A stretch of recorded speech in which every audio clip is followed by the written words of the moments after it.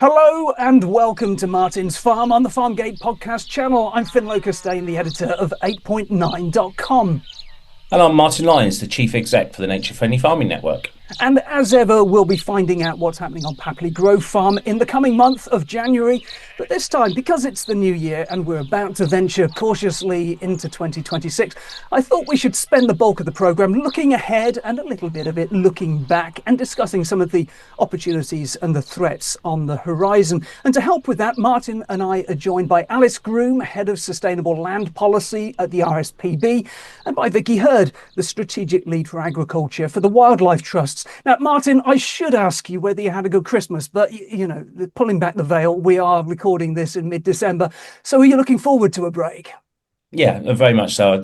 Christmas is always a good time to sort of take stock, take breath, have some time on the farm, and just hopefully the weather's kind enough to get out and about and sort of enjoy it.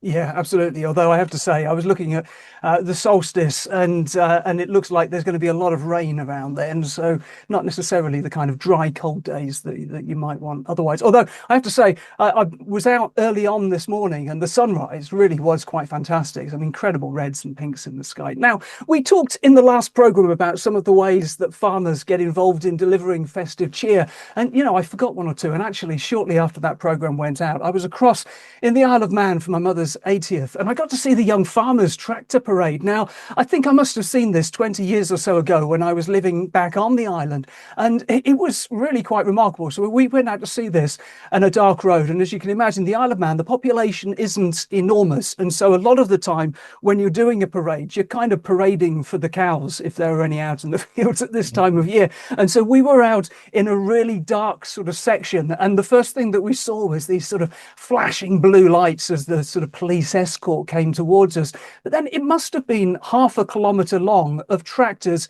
I mean, the phrase "lit up like Christmas," I think, was designed for this. I mean, they were just remarkable. And I think because I'd been on the island, my Facebook Reels feed has just been feeding me these things ever since. But just so many lights, so many fairy lights, lots of honking horns, going past in the darkness, and just bringing a bit of festive cheer. Have you seen anything like that yourself, Martin? Yeah, it's been travels about, and that it's great to see farmers decorating up their tractors, driving around the community, and a lot of them they're really collecting money and sort of raising money for good causes. And I think that kind of festive cheer of seeing all that lit up convoy of tractors with all the glows and the speaker, it's flashy lights. I think that's really good for sort of families and children to sort of have something to look forward to, and the great work of raising funds for local communities. Yeah, absolutely. I mean, you say it's great fun, but it was almost like seeing UFOs land. I mean, they really were quite remarkable. Now, anyway, Alice, moving on. And before we look forward into 2026, let's look backward for a moment. And to start us off, let's reflect on biodiversity net gain. Now, this has always seemed to me to be an enormous opportunity for farmers and for nature, just waiting to scale. But yesterday, and again, we're recording mid-December, so this was the 16th of December, the UK government announced its decision to change biodiversity net gain requirements. What happened and what does it mean? So we were expecting an announcement. So Matthew Pennycook, who's the housing minister, delivered a major planning reform statement to the House, which presented a draft national planning policy framework as well as these changes to biodiversity net gain.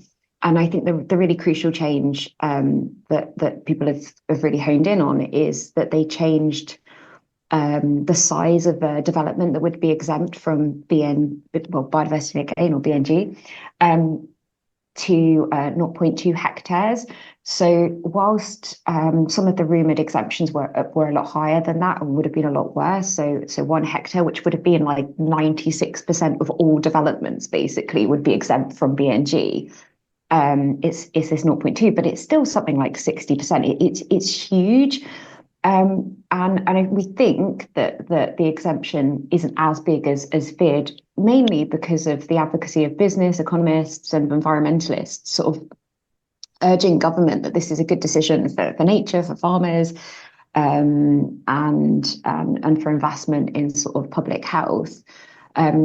So it remains a fact that it's still a big step backwards at a time when we urgently need to be ramping up ambition for nature. And, we've been really seeing this anti-nature rhetoric accompanied by this, both from like the Prime Minister and the Chancellor. So it's really, really worrying. And it could further undermine kind of business and investor confidence, and not just growing the biodiversity net gain market, but more broadly nature markets. So I think that's why RSPB and a lot of other people have been concerned about this change. Yeah. Now, Vicky, I was looking at the press release that came out from Wildlife Trusts, and Craig Bennett, the chief executive, was talking about the blow to nature that Alice has just been talking about there, and those sorts of numbers that Alice was reflecting, where we're looking at half or two-thirds of property development not now being eligible for BNG or responsible for BNG delivery. But just to play devil's advocate for a moment, this is sort of two-thirds of what's being built now rather than what will be built in the future. And we're really talking about infill, aren't we, when really what BNG is designed for is larger developments. Well, I mean, small developments could have delivered an awful lot for nature. We need nature connectivity, the fragmentation of nature. Smaller site developments could have supported smaller, sites on farms, opportunity for farmers to access finance for delivering nature on farm, which would provide that connectivity to nature. So it's not just about big developments. And we were deeply worried, as absolutely, as Alice said, about the 1 hectare exemption. We're pleased that it's not that big, but as I said, it's 60%. The analysis by the industry is that 60% will be exempt. And on top of that, there's weaknesses in the actual program so that further exemptions will happen. We've looked at past exemptions for BNG, where from they can say that they aren't needing to provide BNG because there's no loss. And there's huge amounts of that, and that's a real problem. So we're potentially seeing an awful lot of wasted opportunity for farmers, for nature, for society, for flood management, for soil correction, all sorts of things that will be really good for the community locally, being lost potentially in this. So we did call it a nightmare before Christmas, and it's still a bit of a nightmare.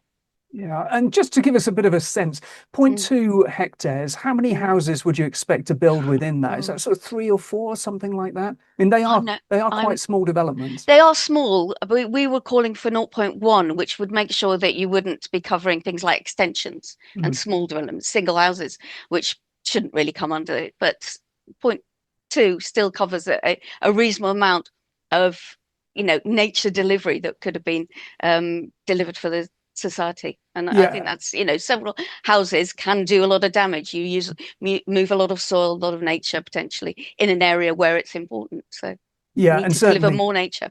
If I think about the street that I grew up on in Worcestershire, there, as I go back now, every single little parcel of land, so many of, the bits, the gardens, the orchards, the green bits, exactly, the green bits have been built on now, and it feels like an urban road where, back in the 70s and the 80s when I was there, it was very much, it was a country road with lots of trees and hedges and, as I say, orchards and that sort of thing. So these do matter, but again, it's just sort of going back to the idea. The BNG delivery, certainly if we're talking about 1.5 million houses, a lot of that is going to be in larger developments. And Martin, just coming across to you, it strikes me that it's not necessarily that these very small infill developments are a massive problem. Taking on board completely what Alice and Vicky has said, and what I was just saying as well about that sort of the damage of infill to nature more broadly and to landscape. It seems to me that it's about undermining the market, that this is a market that was emerging, that was growing, that really needed investor confidence. It really needed the government to stay behind it, to say that they are committed to it. And this really just undermines that rhetoric and makes people worry about what's going to happen with BNG in the future.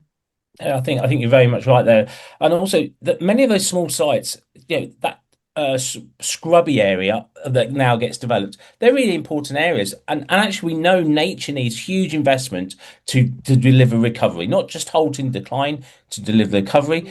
We know that many of the conservation groups and farming organisations have set the elm budget needs to be at least doubled. Well, we know that's not going to happen, and I find it really quite concerning and bizarre that we know we need to invest in nature, yet we've got government actions and policy now driving less investment coming through.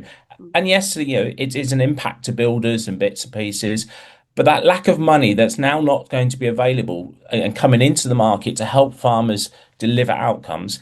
And there are many farmers that have got areas on farms and even larger areas that could really use that Yeah. money to have a real good solid income stream, delivering biodiversity net gain, public goods with private goods with finance that can secure long-term business viability for farmers alongside food production and other things coming from that land. And what we're now seeing is that market being undermined, that the financial market stepping back, thinking, well, you've come back on this, you've got your planning and infrastructure bill where there's some changes in nature investments coming through that. So what will the market invest in? And that leaves farmers sort of stranded with a depleting ELM budget, public money budget, that is shrinking every year because of inflation, and as not going to be able to deliver what we need to do. A commodity market that's constantly being squeezed because consumers want cheap food, and the farmer's stuck in the middle with this ever-changing climate, getting bigger impacts, nature losing. And for me, nature underpins our food production and our economy.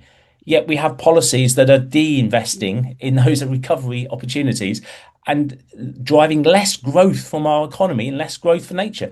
So I find it really concerning that it just undermines, as you said, undermines the market, undermines the confidence of investment. And farming and nature is a long-term thinking, a long-term investment, and stopping and starting doesn't help things. Yeah, as you say, I guess there's these sort of two aspects to it, aren't there? In terms of public money, we're being told constantly that farmers need to find, other ways of funding their enterprises rather than just relying on public money. And the public money is going down. And yet the government seems to be doing its level best to undermine, one of the key markets now, which is emerging within there, which was the opportunity for farmers, to find that additional investment coming in from natural capital markets. And, if for the UK to think of itself, as I think it does, as a leader in natural capital markets, we really need that government support. And beyond that, as we've all said, that danger of creep of urbanization through infill and little bits of building without that BNG responsibility is a real challenge. Look, Alice, coming back to you, other than this bombshell in terms of BNG, and clearly, if you have other thoughts on BNG, please, chip in with that. If you were to crystallize your memories of 2025 in terms of farming and nature, good and bad, what would you say are those key moments? Wow, I mean, gosh, it's been quite a big year, hasn't it? But the two that stand out, a bit of light and shade. The closure of the Sustainable Farming Incentive, the SFI, earlier this year was just huge. I mean, it came as a real shock to the farming sector, but I think to quite a few, policy wonks like me, it wasn't a surprise because the policy hadn't been well designed. So the SFI is like a really, really important opportunity to invest in nature and farming, in sustainable food production. But what you need is to craft a scheme that is. I quite liked what Angela Eagle was in front of the EFRA committee yesterday, and what she sort of said is, we need to craft something that's stable, that's clear, that farmers can access. They know what the scheme's for. It's something that's accessible to different types of farms, different farm sizes, farms in the lowlands and the uplands. And we didn't have that. And there was this opportunity to kind of go, oh, we're seeing some issues with here, with, we're perhaps spending too much money on the wrong things and we're going to run out of money. And that didn't happen. And so the SFI was closed, and farmers have been left without a funding opportunity. And then that led to this cascade of what happens to people in countryside stewardship who had got agreements expiring at the end of the year. And obviously it just created more uncertainty, more chaos at a time where we should be at a more stable part of the transition. And there's we know what that public goods scheme is, how they work, and they're sort of there and available. The other big thing, which is a positive, it's not as positive as it should have been, but obviously we had the comprehensive spending review, and in the current economic context, and the context of where government is on nature rhetoric, like actually committing to £2 billion a year for the environmental land management schemes is huge. So it's not enough. Wildlife Trust, RSPB, National Trust, the independent economic analysis that we funded a year or so ago suggested that you needed at least 3 billion a year in England and 6 billion across the UK. We've only got 2. But, that is more than we've ever spent on agri-environment schemes ever. And it's probably the biggest budget in the world. So it's huge. So I'm going to take that as a bit of a win of farming and nature coming together and making the case for that. So that is huge. We need to make sure that's spent well, that delivers, that there's the monitoring there to demonstrate that is a good investment. And so we can keep that money beyond this parliament and actually grow it, in addition to obviously, trying to address things like biodiversity net gain and other nature markets. Fantastic. Thanks so much for that. And Vicki, sort of coming back to you, thinking about, other key takeaways from the year for you. I mean, you've been working quite closely alongside ministers. And of course, apart from anything else, there was a big change of ministers. Yes. Yeah, that was quite a bombshell and frustrating, because there was a lot of work we had done, and Martin and Alice had done with the ministers that left. And Daniel Zeitner really knew his brief, really knew what he was doing. Hamstrung by certain things, which Alice has pointed out in terms of the designs that had been put in place for SFI. And so I remember talking to him at the end of 24 about the fact that the budgets were running out, and it was terrifying.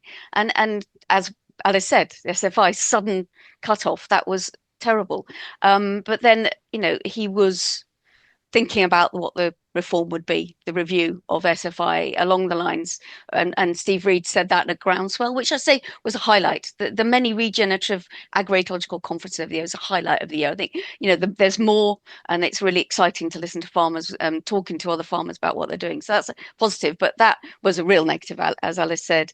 And the change in the ministers was, slowed everything down again, more uncertainty, more learning to be done. But it was interesting to watch the minister, Angela Eagle, yesterday in the EFRA committee, which is the day before we were recording this, and it was interesting to see her knowledge of what was going on. So that's a positive. And I was going to say a final positive of the year was the growth of the emergent generation. There's a lot of good stuff happening with people wanting to get in farming, new entrants. So I've seen a lot of good stuff this year about that, and understanding the role of nature in delivering good farming, good food, climate resilience. Actually, that's another bad for the year. The impact of climate change, flooding, droughts. It's just getting more accelerated, and that's really scary in terms of our food security and farming incomes, livelihoods. Yeah, and we'll come on to talking a bit more about water in a moment. I just wonder, Alice, whether you've had any dealings with Angela Eagle since she came in, and whether you have any sort of any greater sense, because I think we've discussed, the change of ministers in the past, but at the time that we were doing it, Angela Eagle, in terms of agriculture, was a bit of an unknown. And I wonder if you have any particular thoughts. Well, yeah, so it was such like Vicki said, it came at such a sort of awkward time, because such a lot of work had been put into redesigning the SFI. There'd been quite a significant piece of work that had been done with stakeholders, trying to ensure that the new offer could come forward as soon as possible, that it could operate within the budget that we have. So it was a real shock, and then it came at party conference season, and that sort of delays the ability for interaction with ministers, for them to interact with their civil servants. And so we've had this slightly odd period of time where we haven't really known exactly what ministers are thinking, because Angela Eagle's a bit of an unknown. Although she did have a sort of a brief quite a long time ago that was vaguely related to this space. So actually, I think the first time we've really understood where the new minister's coming from is this EFRA committee hearing that was on the 16th, so yesterday for us filming. But I mean, it was a long session. The committee really grilled her, so not everyone's going to have time to listen back to that. But I do recommend actually dipping in for anyone who's wants to understand where perhaps Angela's coming from. She really seemed like she'd kind of immersed herself in the brief, was interested, and I actually started to give me some hope that hopefully some really sensible decisions can come out, because she's sort of being thoughtful and really trying to stand by that public money for public goods approach, really understanding that like nature is so important for food production, recognizing the need for clarity and certainty. So I think there's some hope there. And Vicki, do you have any additional thoughts around the new minister? And also, we've not really heard an awful lot from the Secretary of State, have we, recently? No, I did go to an event she was speaking at, and she talked about tree planting and other aspects of her brief, which obviously is huge. The Secretary of State's got all the range of things under DEFRA, but she didn't talk much about farming. It was an event about environment in general, and there was a lot of talk about climate energy, and that tends to, in many spaces that I go to, climate energy dominates, and it's this big growth area, big opportunities, infrastructure development, which is scary as well at a local level. For many farmers and communities, we've got to do that right, and part of that should be the biodiversity net gain opportunities and finance for making sure we get net gain for nature, which is so essential. So I don't know about the Secretary of State, but I think we remains to be seen. Hopefully, over the next 2 months, we'll hear more, and we've got lots of new strategies coming out, which I'm sure we're going to talk about, but how those have changed since the last iterations will be interesting to note. I know that you were, pretty close. You had a pretty good understanding and regard for Dan Zeichner. Do you get the sense that Angela Regal is going to be somebody that can be relied on in this space in the future? I don't know, because all I've heard from her until yesterday largely was it's too complex. It's got to be simple. We've got to be supporting farmers and all those things. Absolutely right. But at the same time, we mustn't untrack the transition for nature-friendly farming, climate-resilient farming that the Elms was anticipating. So simplification always terrifies me. At the same time, it was too complicated. There is too much. What we had been talking about with Steve Reed and he was anticipating a bundling of the SFI options. So you'd have packages that made sense for ecosystems like rivers, like soil. So farmers wouldn't be doing like pick and mix. They'd be having guided to a logical set of actions properly funded by the government to deliver ecosystem protection and restoration. That's what we're looking for. Remains to be seen if that is what we'll get. But that makes the logical sense for farmers and for nature. Martin, I remember having a conversation with you a few months back when we were wondering whether the fact that Steve Reed had been at DEFRA for quite a long time and therefore had a pretty good understanding of the DEFRA brief and an interest in it, whether that was going to be helpful when he went across to housing. I'm not convinced that it necessarily has been. Perhaps it has. I wonder if you have any thoughts on that. But also, what would you say are the sort of the main achievements, I guess, for the nature-friendly farming network over the last year? Yeah, and I think sort of we'll start on the Steve Reed moving departments. Some of the rhetoric he's coming out with now doesn't reflect what he was saying while he was Secretary of State for DEFRA. So what has he forgotten or what has he remembered? We're not entirely sure. He certainly understood many of the issues, nature, climate, farming, and everything else within his DEFRA brief had. So how will he use his knowledge to make sure the brief works in the housing system? And for me, some of the wins and the sort of celebrations and the reflections of the good stuff was protecting the budget in the beginning of the year. Did a lot of work to try and prop that up and make people aware that cuts to that just would be devastating. The countryside stewardship rollover for those that are in schemes, because that was absolutely critical to get that over the line and give the farmers confidence to carry on delivering. And then we go around the nations. You've got Northern Ireland is working closely with the government there and the minister, the Farming for Nature scheme, getting that starting to come out, and it's not as good as it needs to be, but at least there's a focus of moving some of that public money to deliver public goods rather than paying for sheep production or meat production and incentivizing possibly some outcomes that aren't so good. And as we discussed last time, Martin, there is that remarkable sort of data collection piece taking place in Northern Ireland, isn't there, around soil and water movement? Yeah, they're doing some really good stuff, and there's some stuff coming in Scotland that doing baseline data understanding, collecting some data, and encouraging farmers to look at a whole farm plan or whole approach, which we miss in England. That we haven't got that approach at the moment. So Northern Ireland, there you've got Wales with their new sustainable farming scheme coming out, and actually having a scheme that again talks about professional development, looking at a whole farm, looking at different packages you can deliver. So it's a progressive movement, but it's in all of it across all nations, not enough, fast enough, but it is moving in the directions there. And then in Scotland, I think the real sort of highlight this year was our summit we hosted, and having so many people in a room and having the minister there, and actually a celebration from farmers of what they are doing and can do, and get the support behind them, we could achieve so much more. And then there's a collection of knowledge exchange events.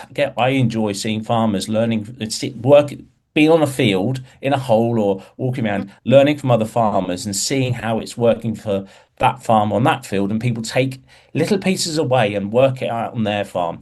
And you're seeing this movement happen of farmers really wanting to get engaged with this. And then we just got to make sure that the government packages and the private finance packages can help deliver at pace enough that we need to do. But because we've certainly seen the climate this year and last year and the year before really impacting businesses across the UK. And actually, it's becoming quite scary to be a farmer in a market that moves prices quite a lot. Whether you're in the milk sector, the meat sector, the cereal sector, with weather impacts and input costs, it is really becoming quite challenging to sort of do that long-term planning with short-term policy changes and everything else, and weather changes on top. So I think we've had a productive year. There's a huge amount left to do, and we'll look forward to the year ahead. Look, this is called Martin's Farm, and I've kind of realised that we're 20 minutes or so into the programme. We haven't talked about Papley Grove, and we probably should, shouldn't we? So what's happening? What does January bring? Are you planting yet? Are you busy, or are you still kind of mending tractors? No, we're fairly bit. We'll be fairly busy. We've got lots of hedge cutting going on. We do it on a cycle every 2 to 3 years, so we don't cut a whole hedge. We do one side or the other, depending on how wet it is. Depends on how much we get achieved. But we don't do any of our hedge cutting pre-Christmas if we can help it. It's always post-Christmas when the berries are off. And we've always achieved the cutting plan right up to the end of February. We also cut some of the ditches out and some other maintenance. The biggest challenge we're currently facing is, as we've talked before on this podcast, is the east-west rail that's coming through the middle of our farm. They're now currently doing archaeological digs, 25 to 50 metres long, up to a metre deep, one per acre.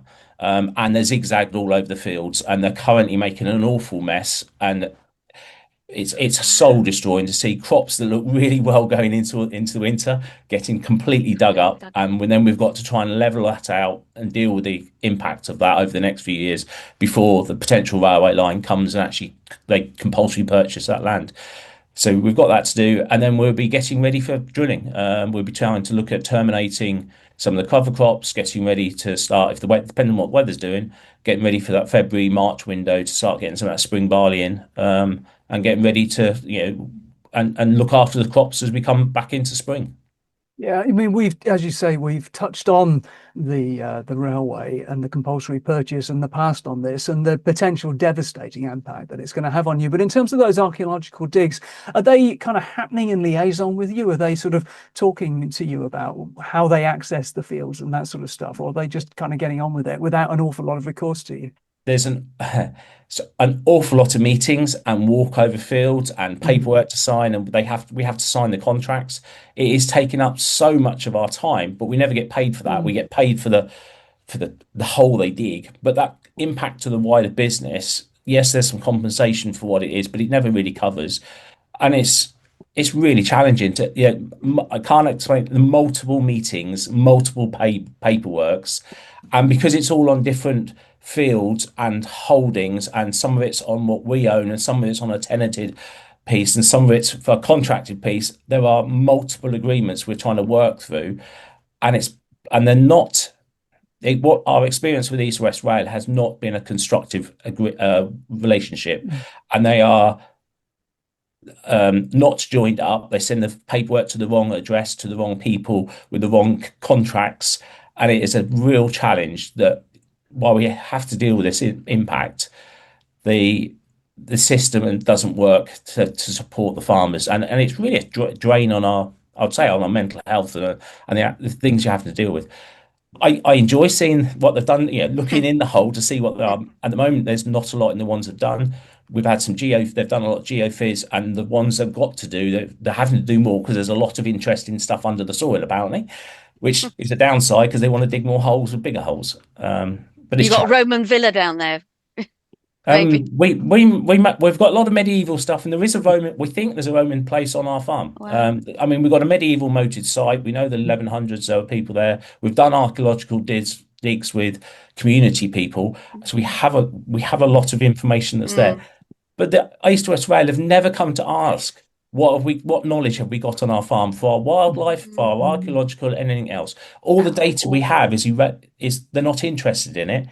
They're going to pay to produce more data that I could give them the evidence of what we've got. It's crazy, just isn't it? And there's so much information there that would be useful to archaeologists as well, in Us. terms of your knowledge about where the water flows and where things grow and where things don't to the same extent. And where we've because found things in the past, and where I know Yeah. the pottery is, and where we've had a metal detector, and there must have been a roadway through the farm because there's coins and all sorts of stuff in a pathway Yeah. stripped through the farm.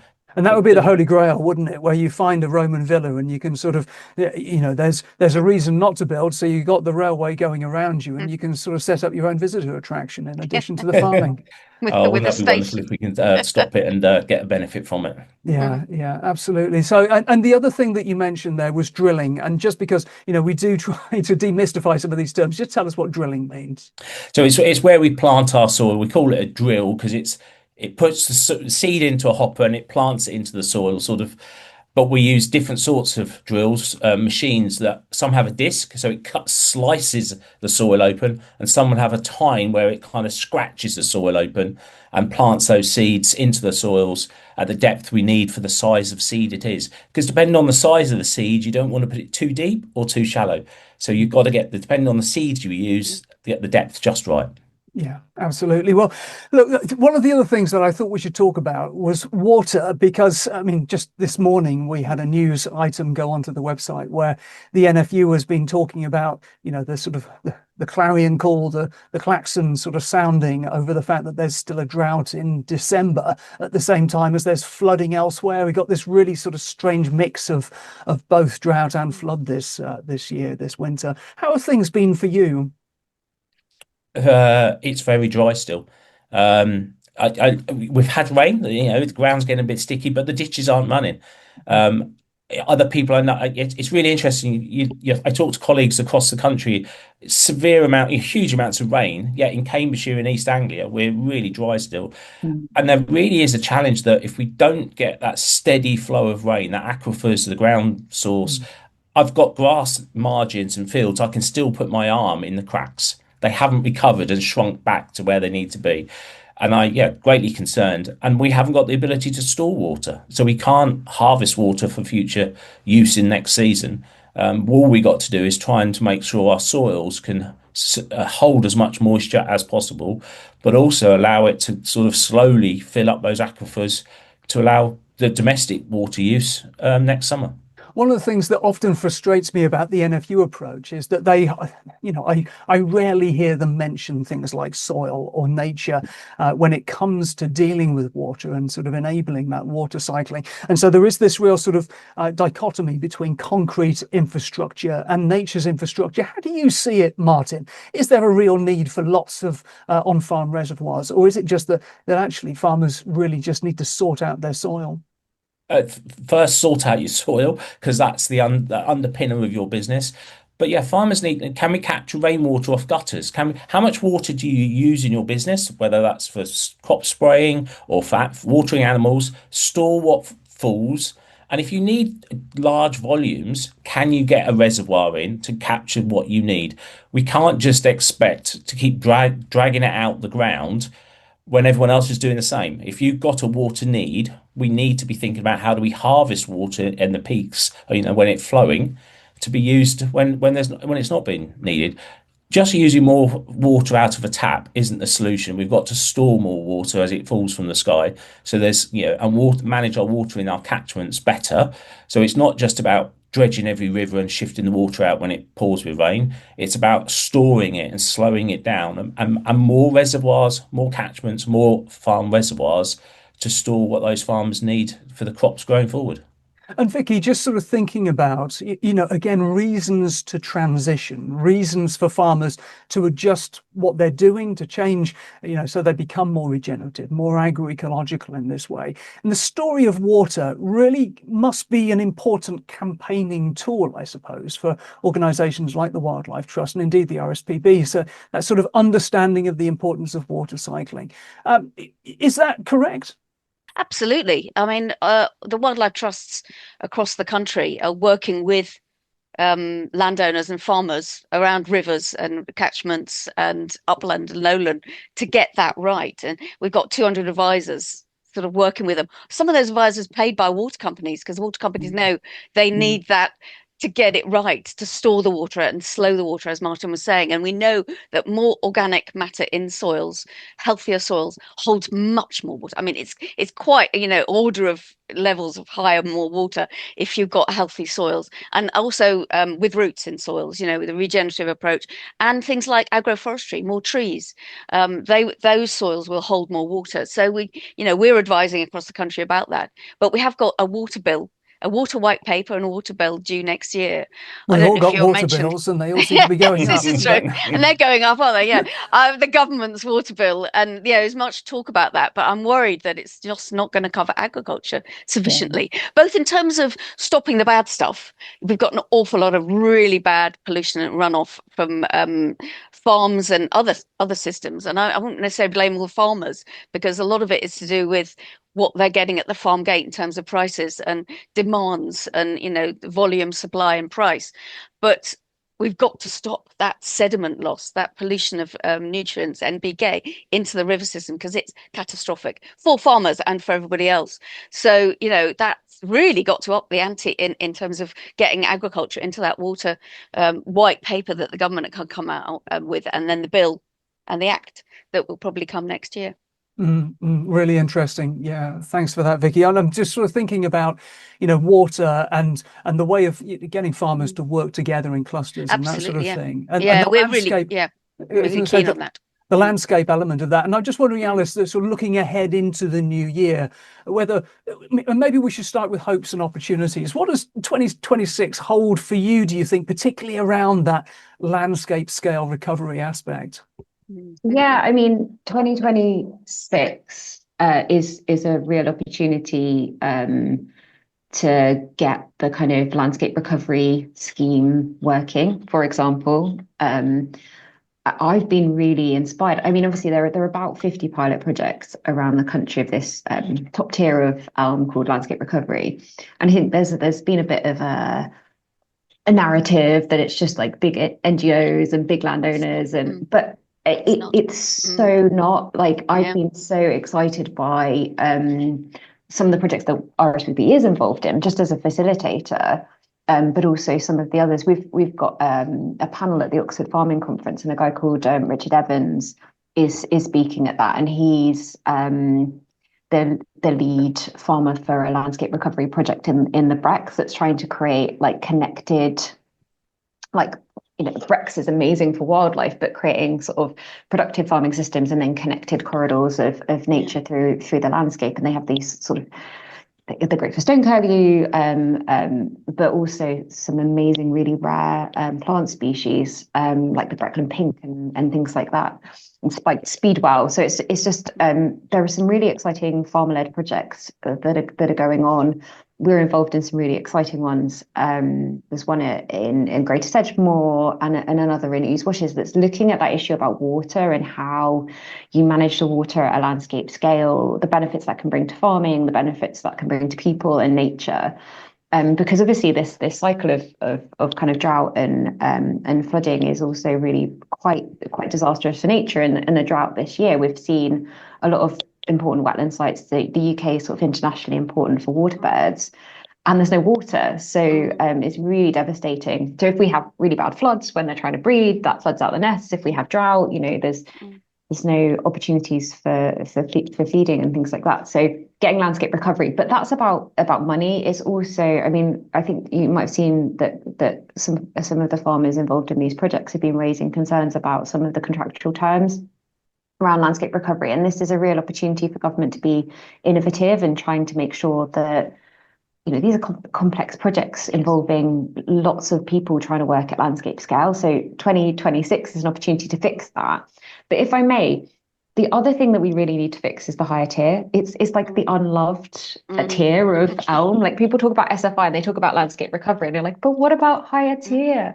And it's so important for so many farmers. Say take a farmer in Upper Teesdale, amazing meadows, not necessarily working in collaboration with their neighbours or not necessarily needing to, but being able to deliver amazing stuff for nature, but needing that lifeline. Back when we had higher level stewardship, we used to be able to get 2,000, 2,500 agreements out the door every year under higher tier because they've made some changes. The IT is terrible and they restricted all of the advice to Natural England rather than just kind of pooling experts like Wildlife Trust and WAG and all sorts of different people. We only been able to get like 300 to 500 out the door. And so people have had to roll over agreements. We've had chaos. And there's just like, there were all these farmers sat being like, I can deliver so much. I want to deliver so much. It's essential to maintain those farming systems. In lowland heathland areas, in the Broads, where you've got this amazing wet grassland sort of farming systems, but obviously up in a lot of parts of northern England, and they're sat there not being able to access the money. So, Angela Eagle was talking at EFRA about redistribution and how do you get money to different groups of farmers, small family farms. The higher tier, the evidence shows that it disproportionately benefits small and upland farms. It's a no-brainer. We just need to fix it. Yeah. So it's making good practice pay, isn't it? And as you say, there is this real role for government in making sure that these frameworks exist, that the basic lifelines exist to ensure that this good work continues. What about you, Vicki? What are the key sort of positive moments that you're hoping for? Well, the SFI design and then opening it to all farmers, that's going to be critical, and really hope it's going to be a good one. We'll be working hard to make that the case. And this is England that we're talking about. England, sorry, yes. And in Wales, I suppose the collaborative and additional schemes that need to be available to all farmers as well, because the basic scheme, SPS, is good. It's a good start, but we need more there in Wales, definitely.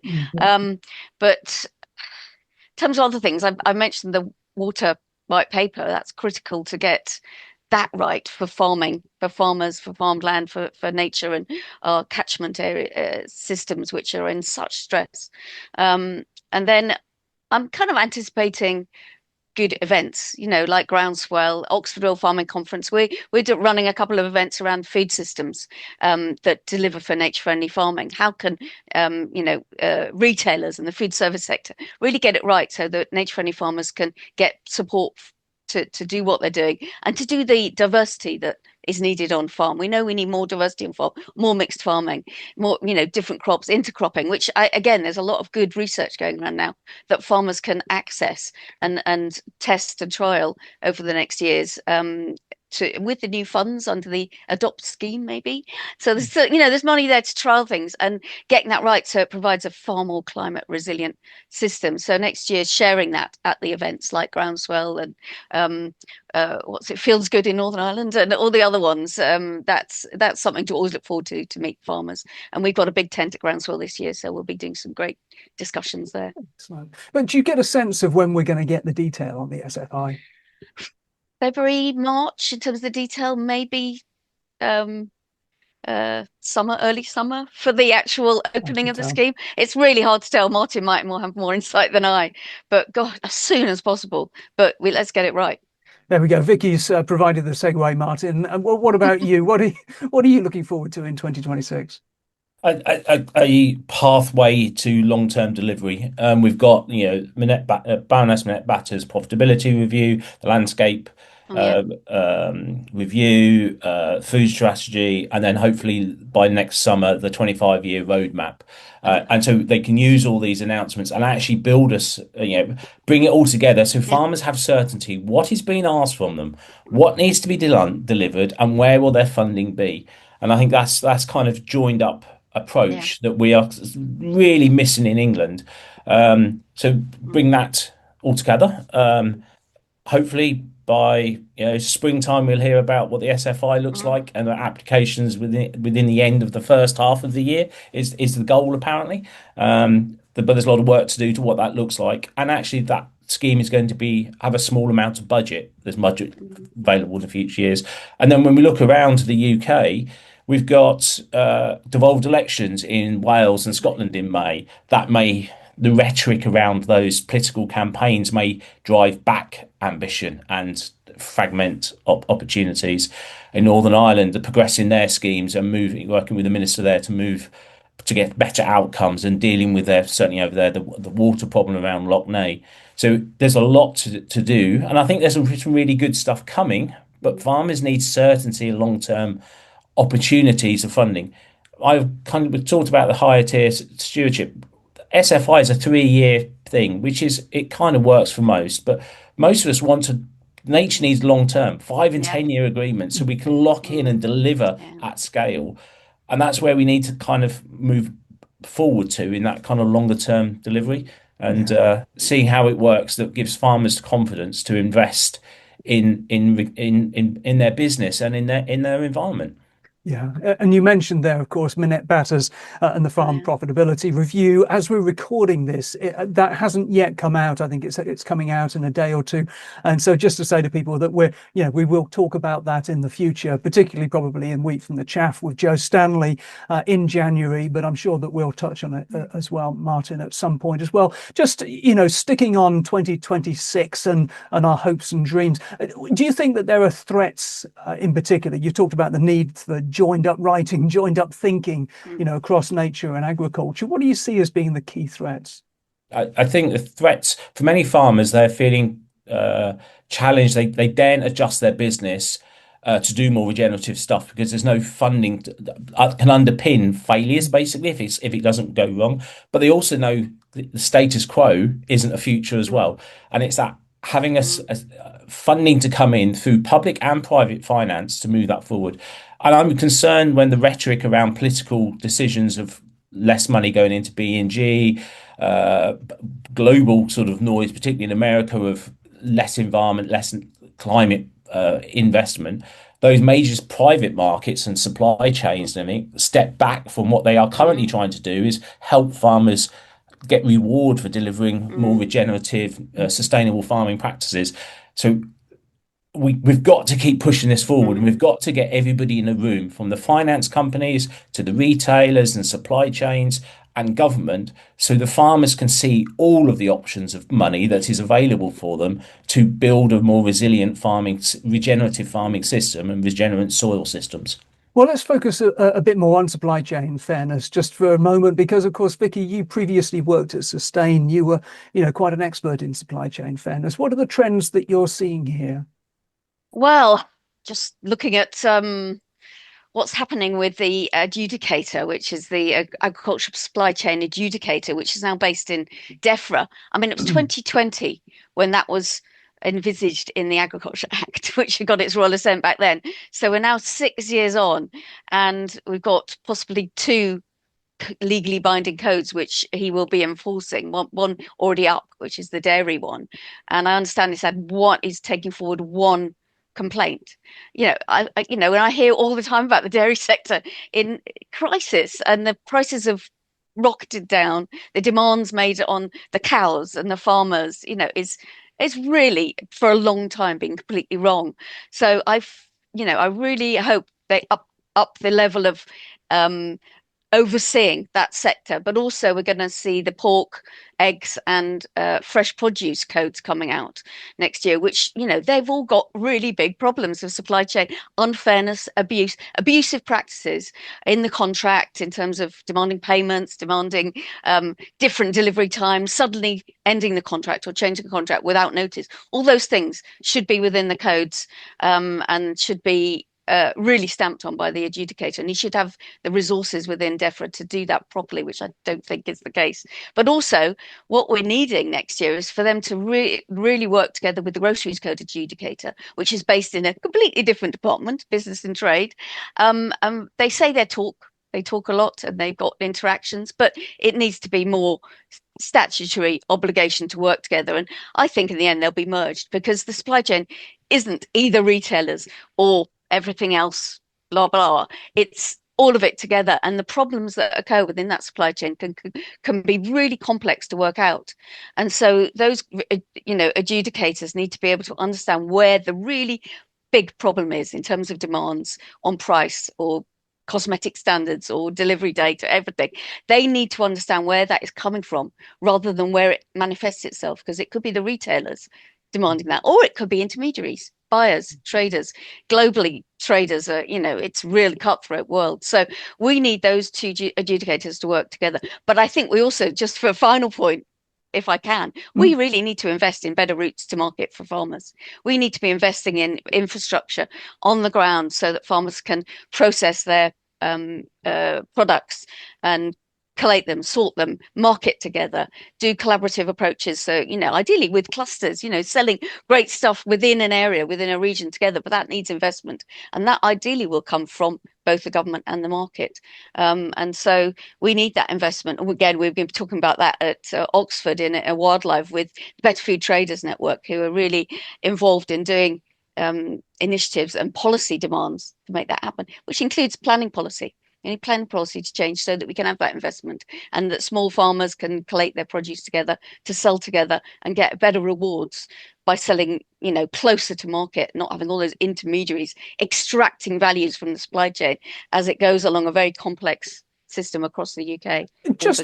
Just on that, Vicki, I'm curious as to whether you have a sense of what the government's thinking is, because, of course, the way the supply chain works at the moment, there are you talk about the value being leached away from the farm gate, but of course, there are lots of people employed in that, in those supply chains. And of course, most customers are buying stuff in supermarkets, and from the government perspective, they want food to be as cheap as possible, because the amount of money in people's pockets is, makes a difference when people vote. So do you think that the government sees this sort of growth in independent supply chains, in more farmers doing processing, as something which is positive, or do they see it as a potential threat to the status quo?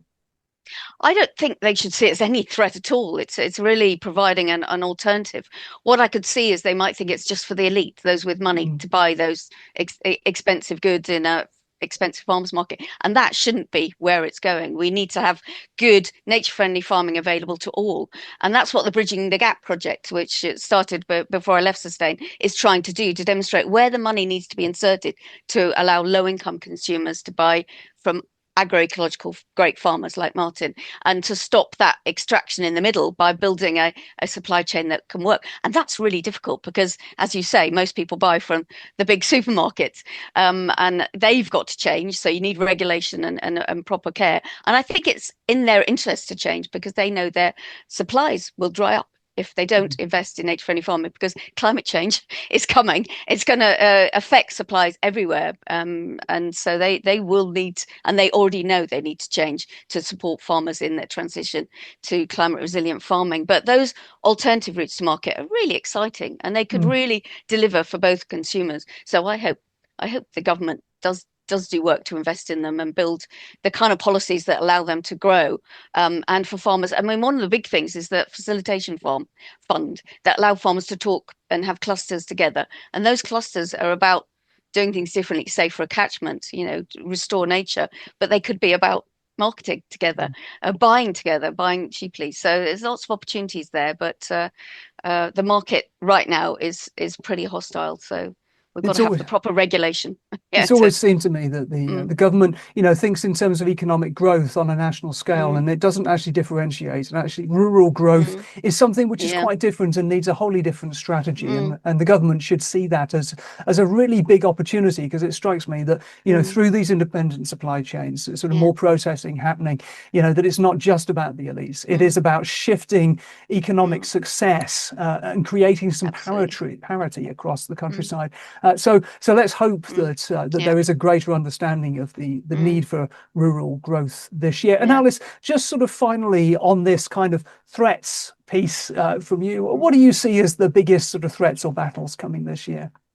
Well, we've had some pretty challenging rhetoric from the government about nature, seeing it as a blocker rather than foundational to our economy and survival.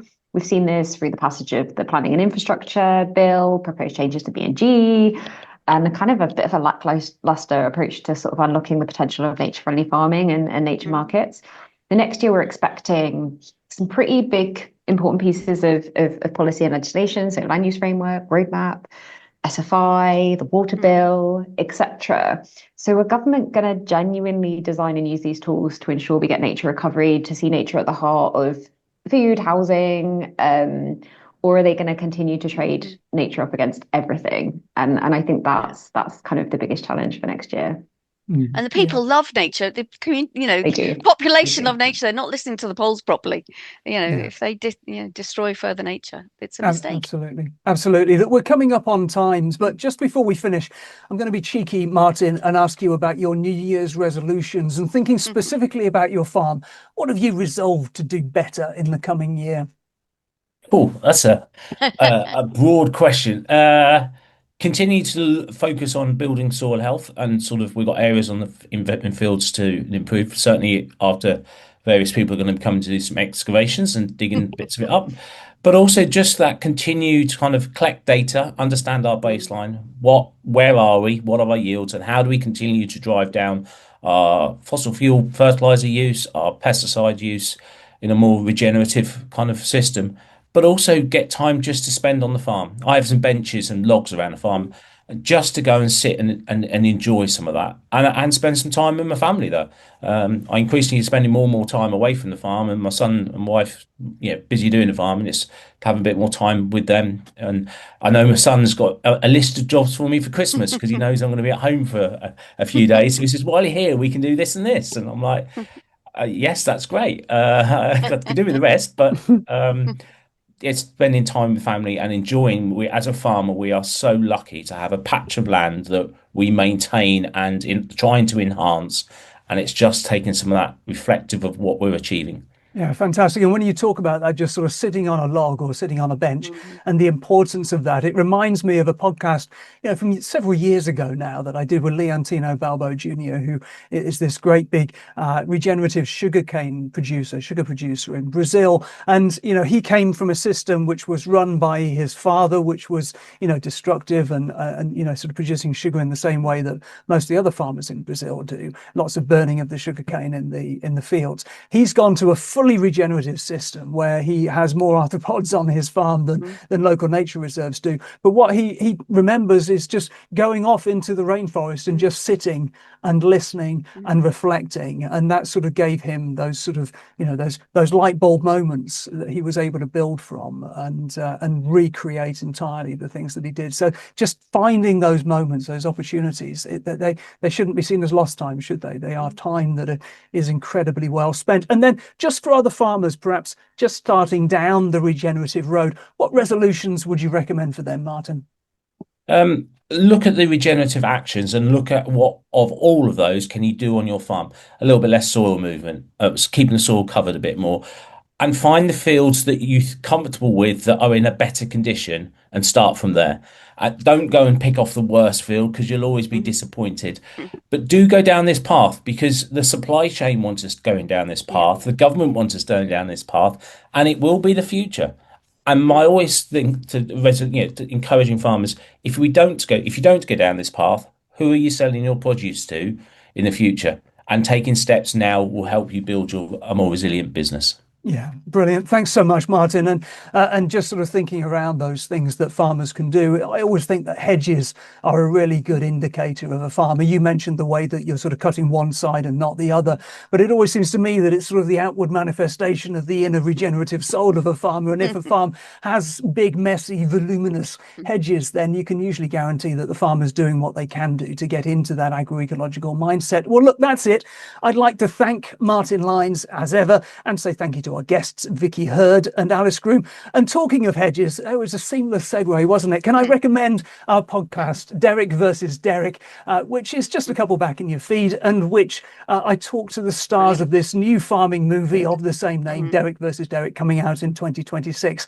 Find out what it's like living next to Britain's most notorious rewilder as I meet Derek Gow and his neighbour over a highly contested hedge, dairy farmer Derek Banbury, also alongside the film's director James Dawson. If you've enjoyed listening, please come back and listen to more. Tell your friends, like us, review us, and share our links. Farmgate is the world's highest ranking food security podcast, and next week you'll be able to hear the latest Farmgate leaders interview, this time with Stuart Rogers, a dairy farmer who's both high yielding and regenerative. Farmgate is part of 8.9.com, the land use news channel, which is supported by First Milk, Pelican Ag, Rural Solutions, Friars Moor, Livestock Health, the Nature Friendly Farming Network, Agrolo, and individual farmers. So it's goodbye from Martin and from Alice and Vicki. Goodbye. Goodbye. Bye. And I've been ffinlo Costain. Happy New Year and goodbye for now.